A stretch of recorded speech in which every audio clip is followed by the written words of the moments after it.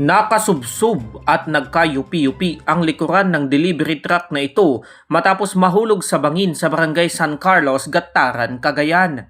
Ang insidente naganap alas 2 ng hapon noong Martes, December 16. Ayon sa MDRRMO Gataran, galing sa Kawayan City, Isabela ang truck at papuntang Apari, Cagayan para mag-deliver ng itlog. Medyo parang nawalan daw ng sir, preno yung sakyan nung pababa na sila sa may Barangay San Carlos sir, kasi yung daanan kasi doon sir is medyo pabalusok kasi yung sir, tapos pakurbada pa siya. Nasa 15 hanggang 20 metro ang lalim ng bangin.